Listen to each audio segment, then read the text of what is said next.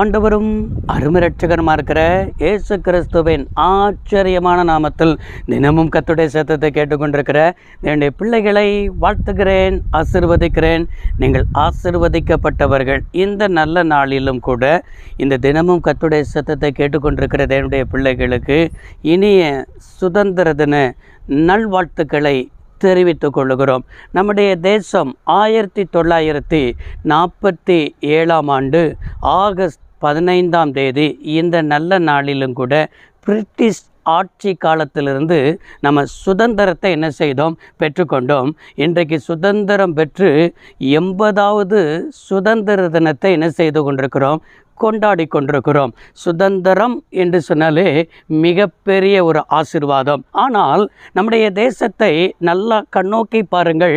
நம்முடைய தேசத்தில் என்ன செய்யப்பட்டிருக்கிறதுனா, சுதந்திரமாக இருந்தாலும் உள்ளத்திலும் கூட பாவத்திற்கு என்ன செய்திருக்கிறோம், இன்றைக்கும் அநேகர் அடிமைப்பட்டு தான் காணப்படுகிறார்கள். வெளிப்புறத்தில் நமக்கு சுதந்திரம் கிடைத்திருக்கிறது, ஆனால் உள்ளத்தில் உண்மையான சுதந்திரத்தை தருகிறவர் யார் என்று சொன்னால் நாம் ஆராதிக்கிற இயேசு கிறிஸ்து மாத்திரம்தான் நம்முடைய உள்ளத்தில் உண்மையான சுதந்திரத்தை தருகிறார். இன்றைக்கு சுதந்திரம் பெற்று 80 வருடங்கள் ஆனாலும் கூட நமக்குள்ள இன்னும் என்ன செய்யப்படுகிறதுனா, சந்தோஷம் இல்லாமல், சமாதானம் இல்லாமல், மனநிறைவு இல்லாமல், எவ்வளவு ஏற்ற தாழ்வுகள் நம்முடைய இந்திய தேசத்தில் இருக்கிறது, வறுமைகள் இருக்கிறது, அது மாத்திரமல்ல வறட்சிகள் காணப்படுகிறது. இந்த ஆசீர்வாதத்தை எல்லாம் நீக்குவது யார் என்று சொன்னால் நீங்களும் நானும் ஆராதிக்கிற நம்முடைய அன்பின் தகப்பனாக இருக்கிற இயேசு கிறிஸ்து. நம்முடைய இந்தியாவை ஆண்டவர் நேசிக்கிறார். இந்தியாவை நேசித்தபடினால்தான் வேதத்தில் 2 முறை என்ன செய்யப்பட்டிருக்கிறது, எஸ்தர் புத்தகத்தில் இந்து தேசம் என்று என்ன செய்யப்பட்டிருக்கிறது, எழுதப்பட்டிருக்கிறது. இந்தியாவை நேசித்து வேதாகமத்தில் கூட நம்முடைய இந்தியாவின் பெயரை 2 முறை எழுதி வைத்த ஆண்டவர் இந்தியாவை நேசிப்பதற்கு அடையாளமாக தம்முடைய 12 சீசர்களில் தோமாவை நம்முடைய இந்தியாவுக்கு அனுப்பி தந்தார். அது விசேஷமாய் நம்முடைய தமிழ்நாட்டுக்கு அனுப்பி தந்து தமிழ்நாட்டில் தான் இரத்த சாட்சியாய் தோமா என்ன செய்தார், மரித்தார். எனவே இப்படிப்பட்ட பரிசுத்த தேவன் நம்முடைய இந்தியாவை என்ன செய்கிறார், நேசிக்கிறார். நம்முடைய இந்தியாவில் வசிக்கிறது நிமித்தம், இந்தியாவில் கர்த்தர் நம்மளை பிறக்க செய்தது நிமித்தம் நாம் என்ன செய்ய வேண்டும், பெருமை கொள்ள வேண்டும். காரணம் என்ன என்று சொல்லி நம்ம பார்ப்போம் என்று சொன்னால், நம்முடைய இந்தியா மேலே தேவன் ஒரு பெரிய திட்டத்தை வைத்திருக்கிறார், ஒரு எழுப்புதலின் திட்டத்தை வைத்திருக்கிறார். அந்த எழுப்புதலின் திட்டத்தில் நீங்களும் நானும் பயன்பெறுவதற்கு இன்றைக்கும் ஆண்டவர் ஆயத்தமாக இருக்கிறார். நம்முடைய இந்தியாவை ஆண்டவர் தந்ததற்காக இந்தியாவை நேசிப்போம். கலாத்தியர் 5 அதிகாரம் 1வது வசனத்தில் வாராய் வாசிக்கிறோம், கிறிஸ்து நமக்கு உண்டாக்கின சுயாதீன நிலைமையிலே நிலை கொண்டிருங்கள். ஆமென். எனக்கு அருமையான தேவனுடைய பிள்ளைகளே, கிறிஸ்து நமக்கு உண்டாயிருக்கிற அந்த சுயாதீன என்னது, சுதந்திர நிலைமையிலேயே ஆண்டவர் என்ன சுதந்திரத்தை தந்திருக்கிறாரோ, விசுவாசின் மேலே நம்ம என்ன செய்கிற அதிகாரத்தை தந்திருக்கிறார், வியாதியின் மேலே அதிகாரத்தை தந்திருக்கிறார், வறுமையின் மேலே அதிகாரத்தை தந்திருக்கிறார். இந்த அதிகாரத்தெல்லாம் நமக்கு ஆண்டவர் சுதந்திரமாய் தந்திருக்கிறார். இதெல்லாம் நம்ம பயன்படுத்தும் பொழுது, இந்த அதிகாரத்தில் நம்ம நிலை கொண்டிருக்கும் பொழுது இந்தியா ரட்சிக்கப்படும், இந்தியா இயேசுவை அறியும், பாரத தேசம் பரமனை என்ன செய்யும், அறிந்து கொள்ளும். இதற்கு எந்த விதத்திலும் என்ன செய்யலன்னு சொன்னால் சந்தேகமும் இல்லை. அப்படி என்றால் நான் சொல்லுகிற வார்த்தையை கவனித்துக் கொண்டிருக்கிற தேவனுடைய பிள்ளைகளே, உண்மையான ஒரு சுதந்திரம் எங்கே இருக்கு தெரியுமா? பாவத்திலிருந்து கிடைக்கும் சுதந்திரமே உண்மையான மிகப்பெரிய சுதந்திரம். இன்னைக்கு தேசம் பாவத்தினால் மூடி கிடக்கிறது. எங்கே பார்த்தாலும் விபச்சார பாவம், வேசித்தன பாவம், விக்கிரக ஆராதனை பாவம், எங்கே பார்த்தால் ஊழல், லஞ்சம் எல்லாம் என்ன செய்து கொண்டிருக்கிறது, பெருத்து போய் காணப்படுகிறது.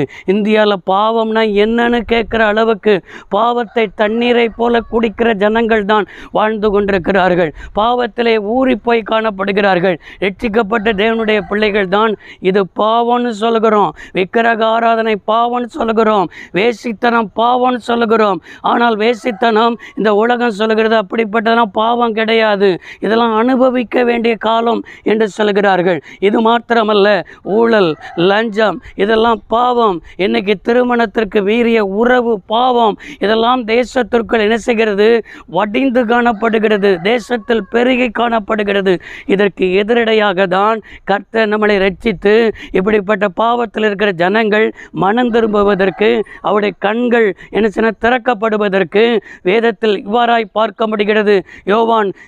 யோவான் சுவிசேஷ புத்தகம் 8ஆம் அதிகாரம் 36வது வசனத்தில் இவ்வாறாய் வாசிக்கிறோம், குமாரன் உங்களை விடுதலையாக்கினால் மெய்யாகவே என்ன செய்வீர்கள்? விடுதலையாவீர்கள். அப்படின்னா குமாரன் விடுதலையாக்கணும். நம்முடைய தேசத்தில் இருக்கிற பாவத்தில் வாழ்கிற ஜனங்களுக்குள்ள இயேசு வரணும். இயேசு தான் வெளிச்சமாக இருக்கிறார். இயேசு ஒரு மனிதனுக்குள்ள வரும் பொழுது இருள் விலகும். இயேசு தேசத்துக்குள் வரும் பொழுது தேசத்துக்குள்ள இருள் விலகும். தேசத்துக்குள் மாத்திரமல்ல, ஒவ்வொரு கிராமத்துக்குள், ஒவ்வொரு பட்டணத்திற்குள், ஒவ்வொரு குடும்பத்திற்குள் இயேசு வர வேண்டும். இயேசு வந்தால்தான் நம்முடைய தேசத்தில் உண்மையான விடுதலை வரும். இன்னைக்கு ஒரு விழாக்கள் எடுத்துக்கொண்டால், ஒரு நிகழ்ச்சிகள் எடுத்துக்கொண்டால், ஒரு ஃபெஸ்டிவல் எடுத்துக்கொண்டால் உடனே என்ஜாய் என்ன செய்யறது? குடிக்கிறது தான் என்ன செய்யணும்? திருவிழான்னு நினைக்கிறான், குடிக்கிறது தான் விழான்னு நினைக்கிறான், குடிக்கிறது தான் சந்தோஷம் நினைக்கிறான். இப்படிப்பட்ட பாவத்தில் வாழ்ந்து எவ்வளவோ ஜனங்கள் சீரழிந்து கிடக்கிறார்கள். இந்த ஜனங்களுக்கெல்லாம் இயேசு தேவை.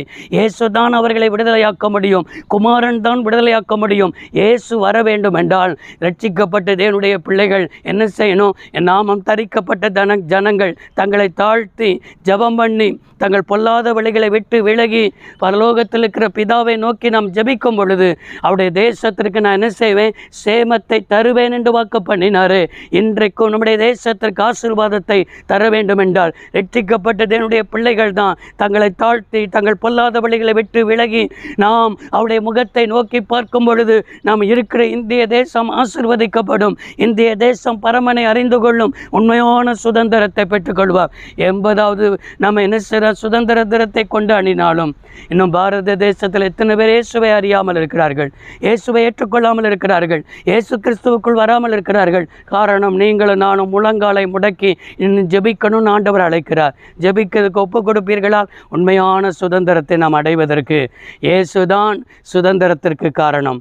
என்றைக்கு பிசாசு இந்த பூமியில் அழிக்கப்படுகிறானோ அன்றைக்கு தான் உண்மையான சுதந்திரம் நம்முடைய தேசத்துக்கு உண்டாகும். அதுக்கு நேராய் நாம் கடந்து செல்வோம். கர்த்தர் நம்மளை ஆசீர்வதிப்பார். சர்வ வல்லமையுள்ள தேவமே, அருமை தகப்பனே, பாவத்தில் வாழ்கிற ஜனங்கள் உம்மை அறியட்டும், பரமனை அறியட்டும். உம்மை அறிந்து கொண்டு உண்மையான சுதந்திரத்தை பெற்றுக்கொள்ள எங்கள் தேசத்தில் எழுப்புதல் உண்டாக நாங்கள் ஜெபிக்கிறோம். இருளில் இருக்கிற ஜனங்கள் பெரிய வெளிச்சத்தை கண்டார்கள். அந்த வெளிச்சத்துக்கு நேராக வர உதவி செய்யும். இயேசு ரட்சக நாமத்தில் பிதாவே, ஆமேன். கர்த்தர் உங்களை ஆசீர்வதிப்பாராக. God bless you all.